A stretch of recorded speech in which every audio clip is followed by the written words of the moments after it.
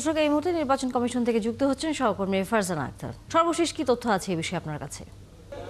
তানিয়া, কিছুক্ষণ আগে ইসি সচিব ব্রিফ করলেন এবং ৩০০ আসনেই কিন্তু বলা হচ্ছে যে তফসিল ঘোষণা করা হবে। নির্বাচন কমিশন সচিব গতকালও বলেছিলেন এবং আজকেও একই কথা বললেন যে বাগেরহাট এবং গাজীপুরে আদালতের যে রায় দেওয়া হয়েছে সেটি আসলে তফসিলের উপর কোনো প্রভাব ফেলবে না এবং সেই বিষয়ে আদালতের রায় অনুযায়ী কিন্তু গেজেট প্রকাশে ইসি কাজ করছে এবং আজকের মধ্যে হয়তোবা গেজেট প্রকাশ হয়ে যাবে।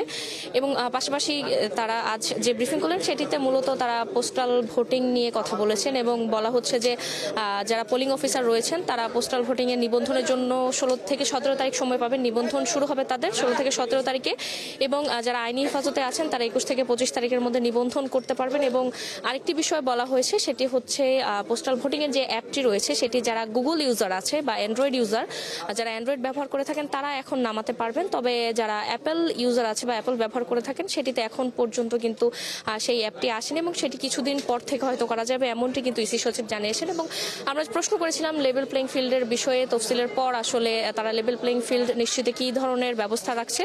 ইসি সচিব বলেছেন লেভেল প্লেইং ফিল্ড নিশ্চিত করার জন্য যে কোনো ধরনের ব্যবস্থা তারা নিতে ইচ্ছুক এবং ইসি সচিব বলছেন যে রাজনৈতিক দলগুলো যদি তাদেরকে সহযোগিতা না করে তাহলে সেটি সম্ভব না এবং নির্বাচন কমিশন আশাবাদী যে রাজনৈতিক দলগুলো তাদের সহযোগিতা করবে। আপনি জানেন যে কিছুক্ষণ পর অর্থাৎ সন্ধ্যা 6টায় তফসিল ঘোষণা হতে যাচ্ছে এবং এই তফসিলে কিন্তু আমরা জানতে পারবো ভোটের তারিখ কবে, মনোনয়ন কবে দাখিল করা যাবে, মনোনয়ন দাখিলের শেষ তারিখ কবে, প্রার্থিতা প্রত্যাহার কবে করা যাবে, এইসব আনুষঙ্গিক বিষয় থাকবে এবং তখনই কিন্তু আমরা বলতে পারবো যে আসলে ভোট কবে হতে যাচ্ছে। এবং এই তফসিলকে ঘিরে আমরা দেখছি নির্বাচন কমিশনে কিন্তু গতকাল থেকে নিরাপত্তা ব্যবস্থা জোরদার করা হয়েছে। আমরা দেখছি পুলিশ, আনসার সহ যে আইন শৃঙ্খলার বাহিনী আছে তাদের মোতায়েন করা হয়েছে এবং আমরা দেখছি নির্বাচন কমিশনে কিন্তু কিছুক্ষণ পরপরই নির্বাচন কমিশনার এবং ইসির যে কর্মকর্তারা আছেন তারা নিজেদের মধ্যে বৈঠক করছেন। অর্থাৎ বলা যায় যে তফসিল ঘোষণার পূর্বের যে কাজগুলো সেগুলো তারা সেরে ফেলছেন, তারপরে যে আনুষঙ্গিক কাজগুলো রয়েছে তারা সেগুলো নিয়ে এখনো নির্বাচন কমিশনে কর্মব্যস্ত সময় কাটাচ্ছেন। তানিয়া, ধন্যবাদ ফারজানা। নিশ্চয়ই আমরা পরবর্তীতে আরও তথ্য আপনার হাতে এসে পৌঁছলে